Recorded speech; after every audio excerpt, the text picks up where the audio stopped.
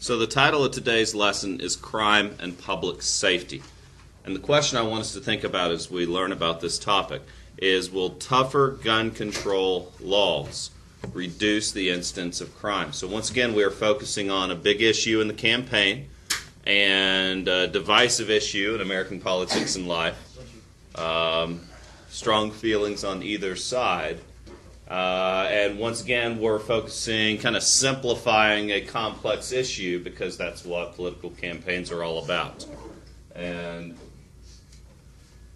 let's jump backwards a little bit to understand our present day.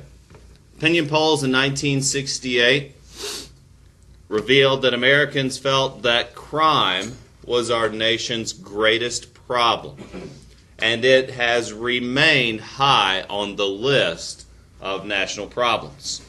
Crime rates have increased throughout the 1970s. Possible causes for this: rising unemployment, rising cost of living, rising use of illegal drugs, and rising protest of the Vietnam War.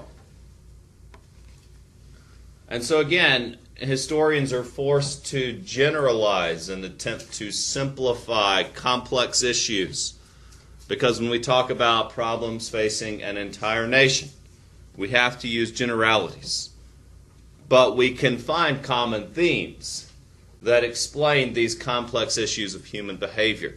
And many of the common themes explaining a rise in crime, perhaps the most common, which is why I put it first, is rising unemployment. There is a strong correlation between poverty and crime, and we're going to explore that today. That comes to $7.84. Do you have change for a 20? Of course. Man, you are so full of it. That guy wasn't even close to the ball. Oh, so you just ran that pattern for no reason, huh? That's 8, 9, 10, and 10 makes 20. Thank you very much. Bye, Mr. Tekowitz. Yeah. Please send my regards to your husband. I will. Right this way, ma'am. Thank you very much for coming. Please feel free to come back soon, and remember, tell all your friends. Excuse me, please. All right, that's enough. Put back the sunglasses and leave. Yes, sir. Right away, sir. You don't have any problem with that, do you? No, I don't have a problem with that. I don't have any problem with that, sir. I don't have any problem with that, sir. But first, we want to get something, if that's okay with you. Hurry and get what you want. Yes, sir. Hello, may I help you? Yeah, I just need some toothpaste. On the back aisle. Thanks.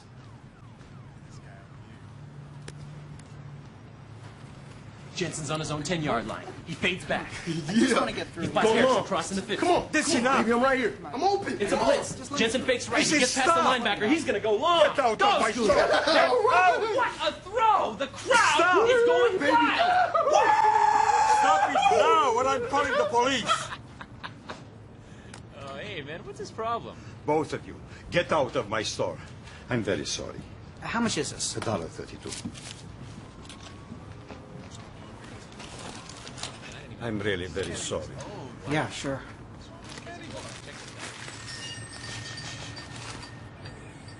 I want you out of here. Now!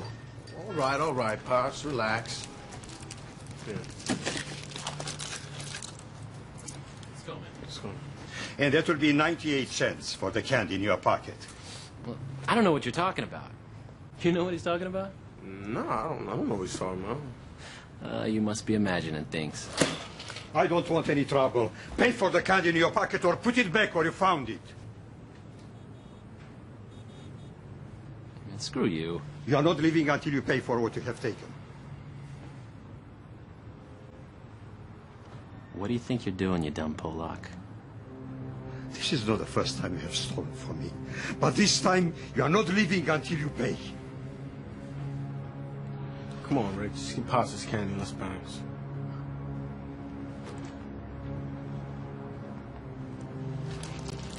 Taking this candy? Is this what you wanted? Why didn't you just say so?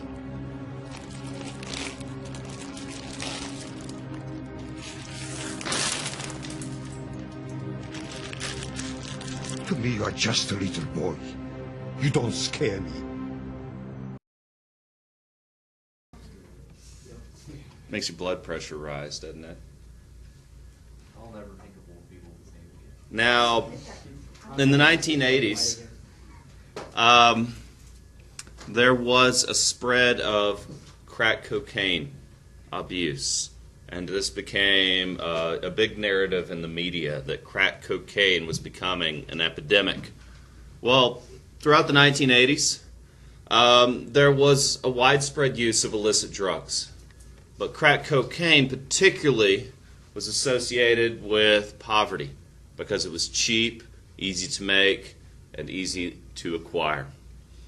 Now, throughout the 1980s and early 1990s, violent crime, particularly with car thefts, were on the rise.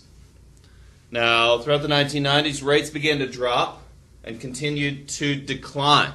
In fact, the Federal Bureau of Investigation announced in 1999 that national crime had declined 20% in the past 10 years. In fact, the murder rate at this time was the lowest it had been since the 1960s. Now, police departments love to cite data like this and take credit for it. However, what I want you to understand is that perhaps the strongest relationship in data that we can find is that between poverty and crime. And we've also seen through the 1990s that the economy was rather strong. Unemployment was the lowest it had been in a very long time, since the 1960s. And so perhaps that is the better accreditation than enforcement. But nonetheless, crime did decrease throughout the late 1990s.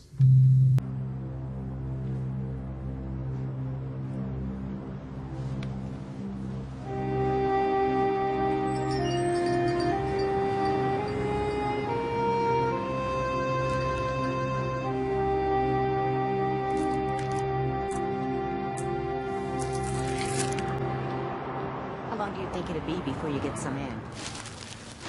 It shouldn't be more than a couple of days. Why don't you check back on Friday? Oh, okay, thanks. See you soon.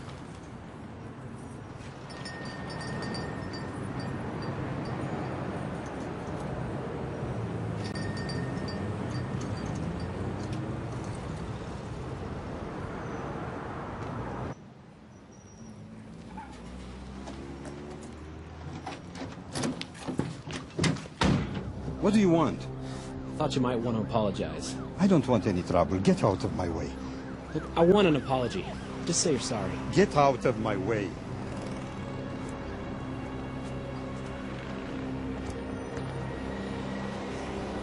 I'm not going anywhere until I get an apology. Now just be a good little Polak and say you're sorry.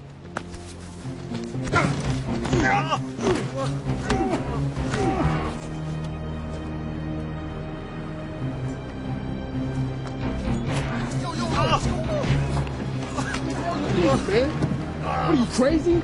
You said you were just gonna scare him. Now look at him. I'm calling an ambulance. You're not going to call an ambulance. You're not going to do anything. This never happened. Got it? Get out of here. So how did you find him? I was just closing up my store, and there he was, just lying there. Did you see anyone else around here? No, who would do something like this? Did Mr. Turkowitz have any enemies, any customers, any vendors he had a problem with? Not that I know of. The only problem he had is the same problem we all have in this neighborhood. Too much crime and not enough police. How many more people have to be hurt before you will do something? Thank you very much for your time. We appreciate it. Officer Peters? Sir, you come with me, please. Got anything? Yeah. Another satisfied citizen. What'd you guys come up with? Oh, nothing much. Got some fresh footprints, that's about it. They're gonna get some impressions and take it back to the lab. You think it was a gang thing? I doubt it, or they wouldn't have left his wallet behind. No, whoever did this wasn't after money, it was something personal. Anyone notify the family? Yeah, the neighbor called his wife. She's on her way to the hospital now. All right, great. We found it near the victim. What is it? I'm not sure yet. Some kind of stone. Could have been here before the whole thing started. All right, thanks, Lee. How soon before we can talk to him? He's still sedated. We had to call in a plastic surgeon just to close him up. It's a lot of damage for a run-of-the-mill beating. Yeah, the cuts were deep. Whoever did this probably had something in his hand when they hit him. Okay. So, several possible causes for falling crime rates. Number one, by the end of the 1990s, there were actually fewer males aged 15 to 29. This could be attributed to the declining birth rate that we've talked about previously, the aging of America that we've also talked about previously. Now, the trade in crack cocaine slowed since it's a drug primarily associated with poverty. Then, as fewer people were experiencing poverty, as more people were becoming affluent and able to access jobs and incomes, then yes, we do see a lowered frequency of crack cocaine use.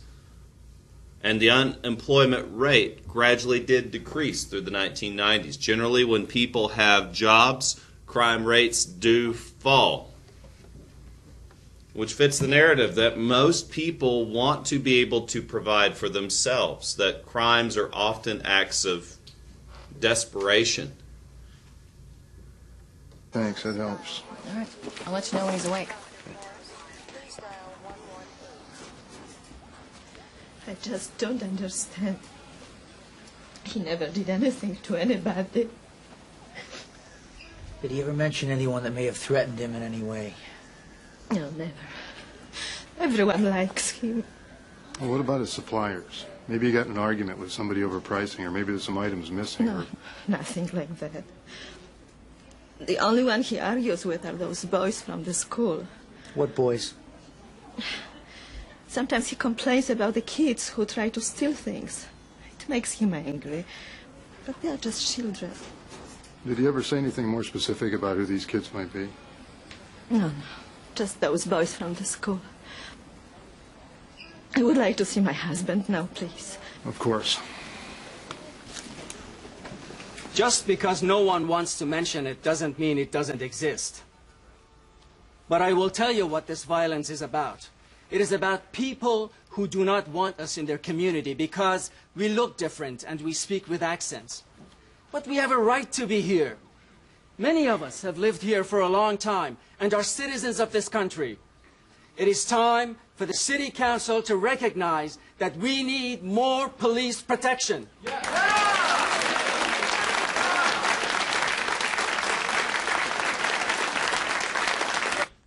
The impassioned speech in the City Council today came on the heels of the violent beating a week ago of Edward Tarkowitz. Earlier today, I asked Mayor Riley to comment on the allegation that the city is not adequately protecting immigrant-owned businesses. It's the responsibility of this city to protect all of its residents and business owners. I was shocked by the attack on Mr. Tarkowitz. This morning I approved emergency funds to step up patrols in that neighborhood and to allow investigative personnel to work overtime until this attacker has been found. Stand! Hut! Hut! Hut! Stand! Hut! Hut! Hut! All right, good! Good hustle, guys. Good practice. Come on, hustle up. Let's go. Okay, remember, the bus leaves the school at 3 o'clock tomorrow. Don't be late. No partying tonight. Get a lot of rest. We got a big game tomorrow. We're going to win it! Yeah! Yo. You see that news report? Yeah, so what? So what? You really hurt that guy, man. Yeah, well, he deserved it. Well, what happens when he goes to the cops? Don't worry about it, okay? The guy's scared. Yeah, but what if Look, I'll take care of it, all right? There ain't no problem. You just keep your mouth shut. This whole thing's gonna blow right over. I really don't. Okay, but...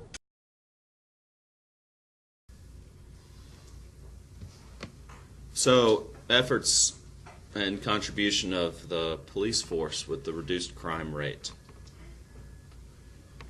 Perhaps one of the most effective things that the police force did in the late 1990s that contributed to the falling crime rates is that more in big cities, more police officers took to the beat. Urban police departments committed more of their personnel to walking the streets and being a part of the community. Police took a more active role in their neighborhoods. meaning that instead of dealing with crimes after the fact, working on prevention through programs directed towards young people, such as the DARE programs, through programs directed towards helping people achieve success. Think of SHIELD camps. Our local police department partners with the community to help young people experience positive relationships with law enforcement, but also to help young people empower themselves to go on and become successful. And those programs have been so impactful as opposed to just better enforcement. And these efforts to intervene with troubled youth have paid for themselves exponentially. Can you maybe remember what he was wearing? I'm sorry. Like I told you before, I really never got a good look at him. It happened so fast. I know, but I was hoping that maybe with a little bit of time to think about it, you might remember something. I'm sorry. Okay. I'll stay in touch. Thanks for the coffee, Mrs. Tarkowitz. Not at all. You take care. Goodbye.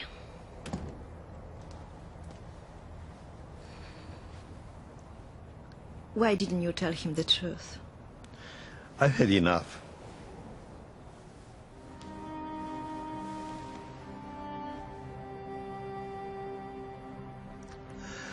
I just want this to be over. I don't want any more trouble.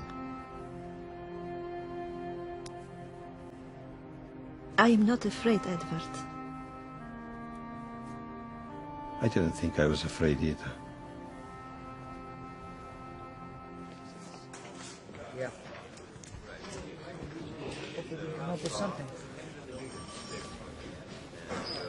No, we'll see. Wait a sec. Any luck? Nah, this guy's frightened himself into a good case of amnesia. Well, maybe this will cheer you up.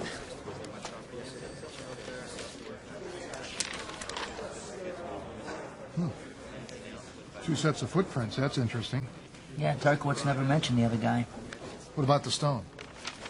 Just a cheap piece of glass, but the ER doc was right. The perp was holding something. More like wearing it. Probably came off a ring. Yeah, I'm back.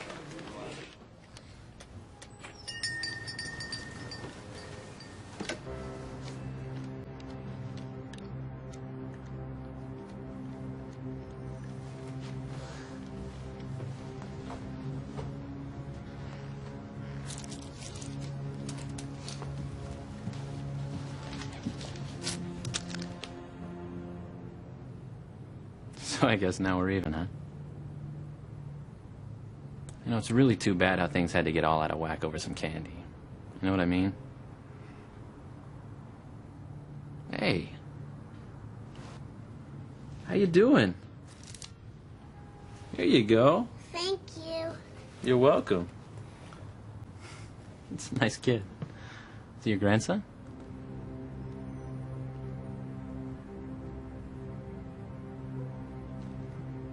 Take it easy.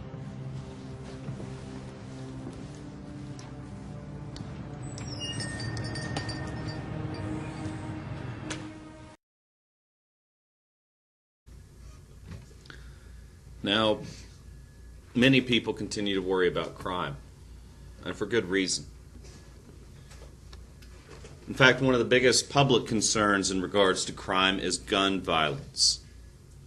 70% of homicides in 1999 involved guns. In fact, I don't know the stats for today, but I would argue that most homicides do involve guns, particularly handguns. And a rise in crime, as we've already discussed, does usually parallel economic troubles. Because while the series that we're watching involves a sociopath that just needs punishment and is, from what I can tell, does not seem to be in any sort of economic trouble. In fact, he seems to be an affluent kid. Most crimes are committed by those in poverty.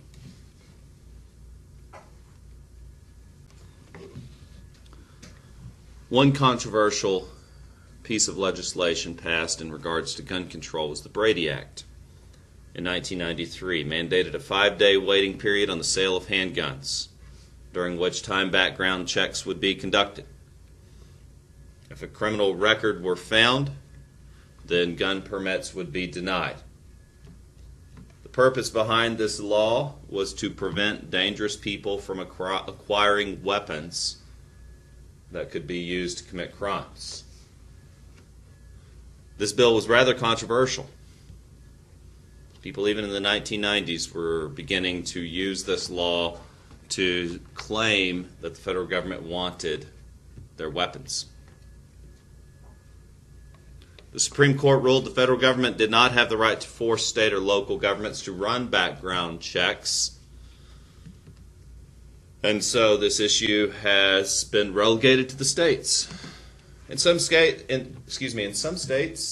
you have the right to concealed carry in just about any public place that you wish. Since it's been left to the states, in the state of Texas, you can carry a handgun into a bar, concealed. State of Georgia, my uncle carries a handgun concealed to church. He believes that he is his church's security force.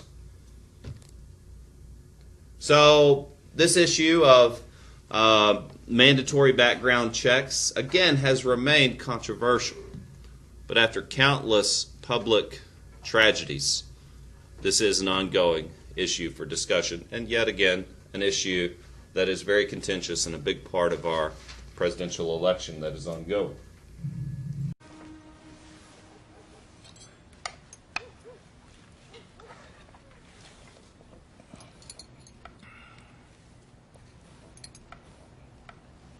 Is it too salty? Oh, no, it is very good.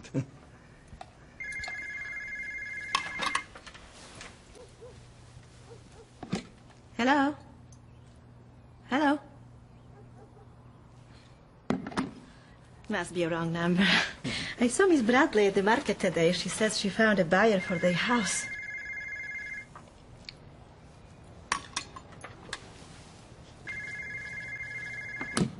Hello? Hello? Who is it? I know who you are. Edward, what's the matter with you? It's that boy. Edward, just please sit down and eat. It is probably just a wrong number. No, I'm telling you, it is that boy. He was there today. That was a warning. Don't answer it.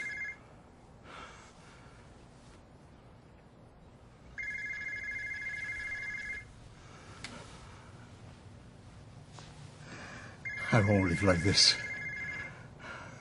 I won't.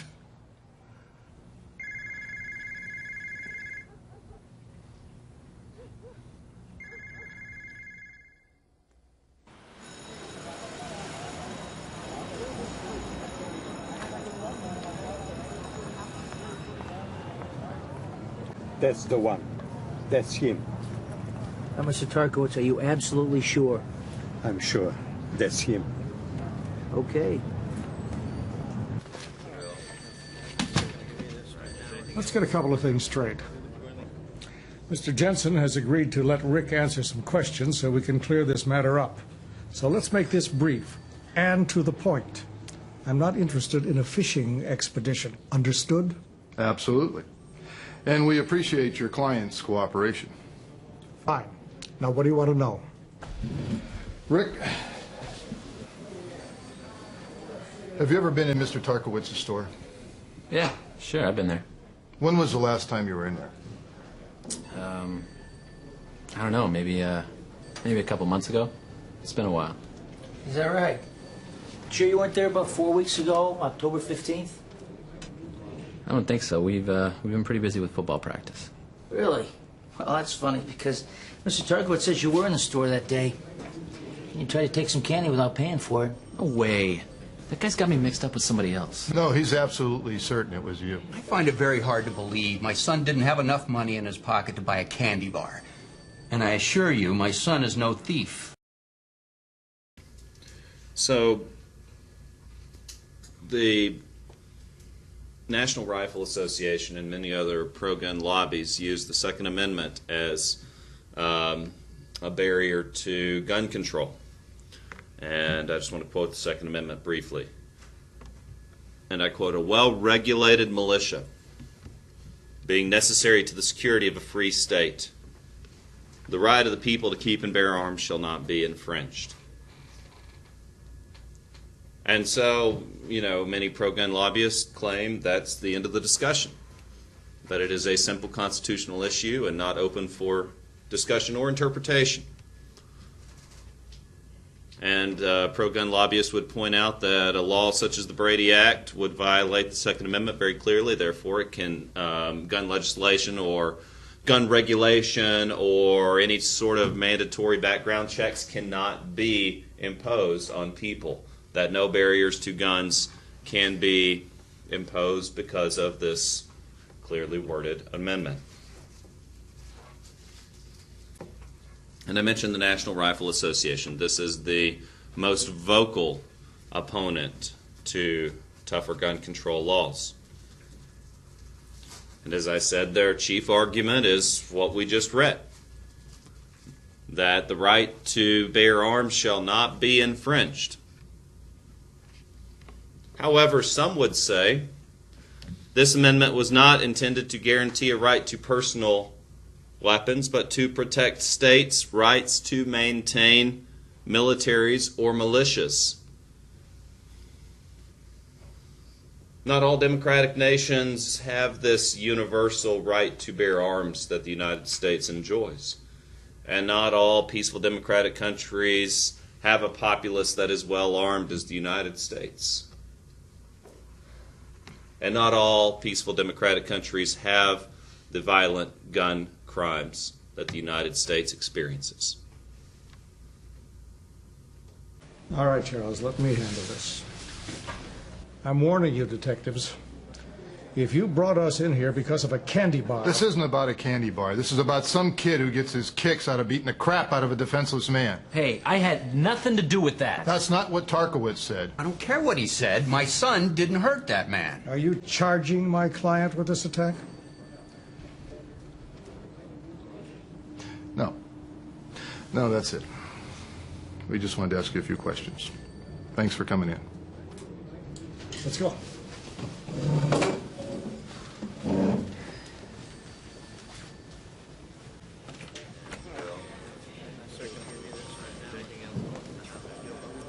Next time you try something like this, you better have some evidence to go along with your accusations, or you're going to find yourself on the wrong end of a civil suit.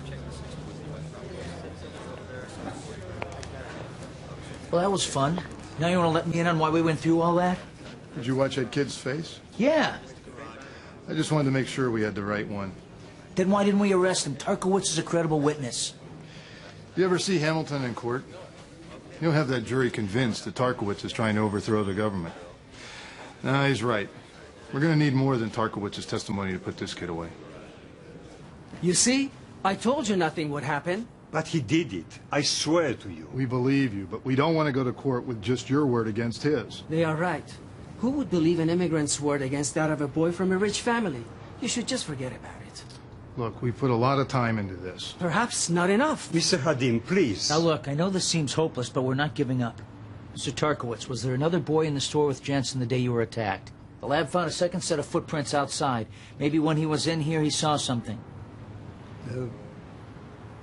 Yes, there was somebody else with him in the store. But he didn't come back. Was he tall, short, dark hair, light hair? Come on, Mr. Tarkowitz. He was black, not tall. I think he was wearing the same jacket with a big letter. Good. That could be very helpful. Could you recognize him again if you saw him? I don't know. Maybe I don't know. Okay. Well, you know how to get a hold of us if you think of anything else. All right. I think he called him Skater. What? The other boy. Maybe his name is Skater. It's just glass. I can't think of anything offhand that would have a stone like this. Oh, wait. Maybe I have something. Wait. This guy's a real character. Where'd you find him? I was in here buying some earrings for Gail for Christmas. He knows his stuff. Now, you see, there is a similar stone in these brooches. Not too expensive and with the right...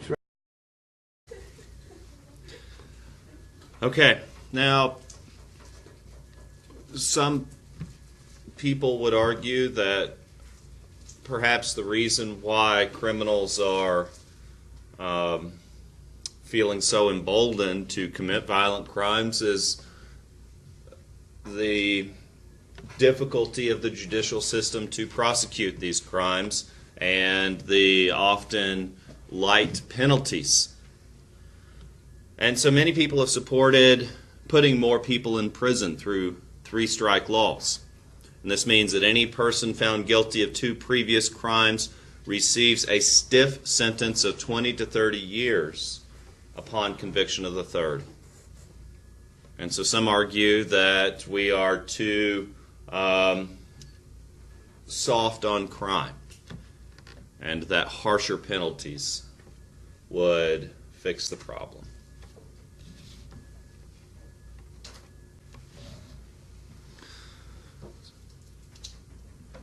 Some also point to a racial bias in prosecution of crimes. While blacks represent 12% of the U.S. population, 75% of prison sentences for drugs involve black Americans. Polls show, and you know, there is a standard deviation with polls, that only 13% of blacks report using illegal drugs on a monthly basis. Yet 75% of drug-related prison sentences involve black Americans. We do know that minorities experience higher levels of poverty than that of white Americans, and we do know there is a relationship between poverty and crime rates. But is that a significant enough relationship to explain the fact that 75% of drug-related prison sentences involve black Americans? Yes, they can be very attractive. Oh, thanks, I'll try to remember that. We're looking for something that a man would wear. Oh, no. A man would wear something perhaps with a small diamond or a sapphire, not a cheap colored stone. Well, what about a young man, a teenager? No, they don't wear rings. It's too old-fashioned. Oh, wait. Are we about done here? Give the guy a chance, Mike. Perhaps something like this.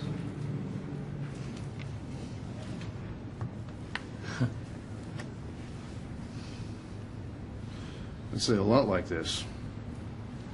Thanks, Mr. Greenberg. You've been very helpful. It's my pleasure.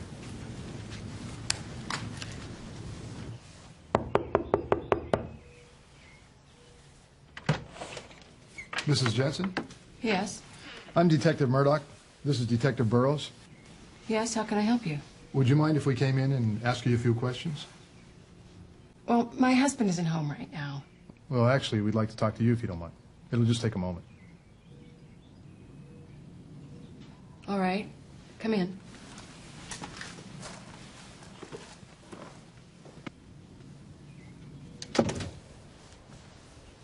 Are you sure you can't wait till Rick gets home from school? We'd like to just clear this up if you don't mind. I promise we'll take a quick look and we'll be out before you know it. If you could just tell me what you're looking for, I'm sure I could help you find it. His room's always such a mess. I try to get him to clean it, but it's no use. I know what you mean. I've got a teenager of my own. This'll just take a minute. Your son of yours, he had quite a game last week, didn't he? He must have a lot of college scouts interested in him. We're very proud of him. He might be playing for Stanford next year. Oh, it's a terrific school. He must make good grades. He's made the dean's list 2 years in a row. Yeah, that's great. Hey, Mike, come here a sec. Excuse me.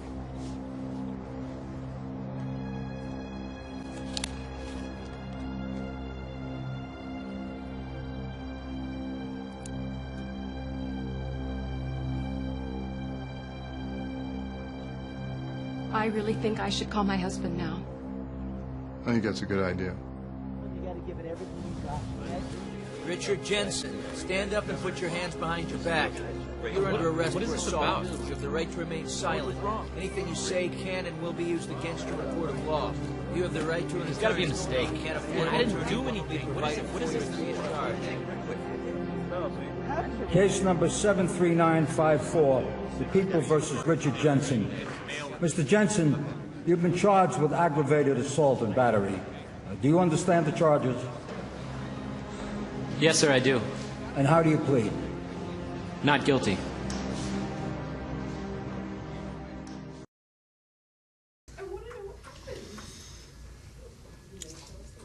Now, it is tragic that in our society we are often retroactive in imposing laws. And what that means is sometimes it takes a terrible tragedy to wake us up to the reality. And the fact is that many people have tried to downplay tragedies such as school shootings, when the most innocent and helpless among us are gunned down by domestic terrorists. It doesn't fit a certain narrative that politicians would like, and so they attempt to downplay these crimes. But the tragic shootings at Newtown, Connecticut, at Columbine High School,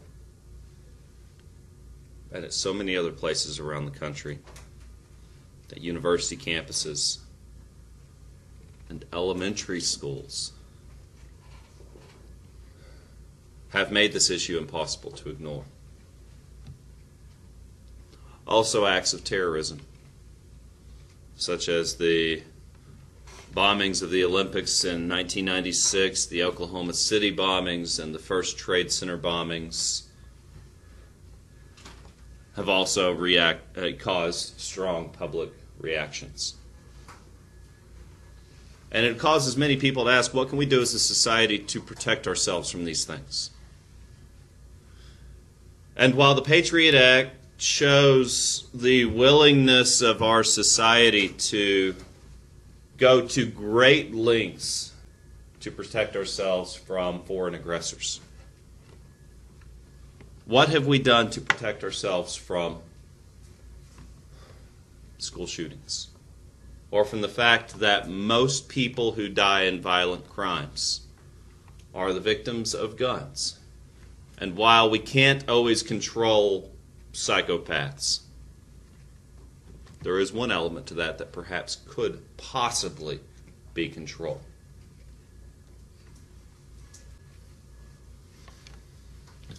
And so, in domestic crime, just like in terrorism, there are things we can control and there are things we cannot control. And with control comes sacrifice. And so there's always the balance of privacy and convenience and money. And these things must be weighed with safety.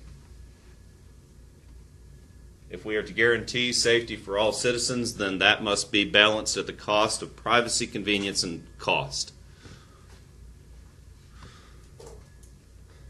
And so in a democratic society, we as citizens have to make these decisions collectively.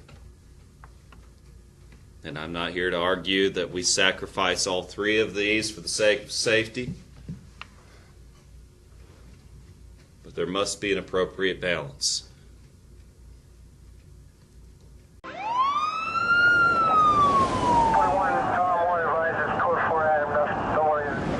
Outside the car and unlock the door. Open the door. Face us. Turning away from us. Keep your hands up. Turn all the way around. Turn back around.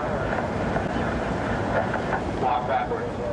The purpose of the criminal justice system is to protect people against crime and to find and punish lawbreakers. At one time in America, the color of a victim's skin or country of origin would have muffled his or her cry for justice. In recent years, there has been greater emphasis on assisting all victims of crime through the legal system, social agencies, and support groups. At the same time, the Constitution makes it clear that law enforcement officials must also protect the rights of people who are accused of crimes. Why were the framers of the Constitution so concerned about the rights of the accused? Throughout history, powerful people and powerful governments have ignored rules of law when they wanted to punish someone who disagreed with them. To allow any government to have such power endangers all members of society, not just those guilty of serious crimes. The rights to due process are purposely designed to make it difficult for the government to convict a person. It evens the playing field between a person accused of a crime and a powerful government. For example, in some countries, a person can be held in jail without being charged with a crime and given a trial. The Constitution of the United States says that no one can be detained or arrested without good reason. This guarantee is known as the writ of habeas corpus. It can only be suspended if the country is invaded or there is a rebellion and people's lives are endangered.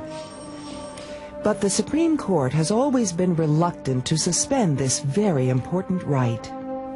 As Justice Felix Frankfurter wrote, "The writ of habeas corpus is the best safeguard of freedom in the Anglo-American world." The Fourth through the Eighth Amendments to the Constitution further protect the rights of people who are suspected, charged, or convicted of a crime. The Fourth Amendment limits the powers of law enforcement officials to enter and search a person's home, or to stop and search someone without reasonable cause. Without a basic right to privacy, other rights, such as freedom of expression and freedom of religion, are also jeopardized. The Fifth Amendment gives a person, innocent or guilty, the right not to testify against himself. A confession is powerful evidence, as the framers of the Constitution recognized. They didn't want the government to threaten or torture people to gain evidence, as in this case. In the late 1700s, a 12-year-old Philadelphia apprentice named Dillon was arrested for starting fires in several stables, a crime punishable by death. Although Dillon said he was not guilty, he was carried into a prison dungeon, gloomy, dark, and cold. There he was kept for 48 hours without anything to eat or drink or keep him warm, until finally the young boy confessed in front of the mayor and his master, as well as law enforcement officials. Dillon's attorney argued that the charges should be dismissed. His confession was forced. Therefore, it was both unreliable and illegal. The state's attorney argued that the boy had confessed to endangering lives and destroying property. Certainly, such a public confession could be used as evidence. The judge ruled that because arson carried a death sentence, 12-year-old Dillon should be given the benefit of the doubt. The arson charge was dropped, and he was retried on lesser charges. The judge said, "Though it is the province of the court to administer justice, and not to bestow mercy, and though it is better not to err at all, in a doubtful case, error on the side of mercy is safer than error on the side of rigid justice." The Sixth, Seventh, and Eighth Amendments add further protections for people accused of crimes. These amendments also guide judges in conducting trials and sentencing those who are convicted. How important are these due process rights? It's difficult for people to comprehend unless they, like the colonists, have had their rights threatened.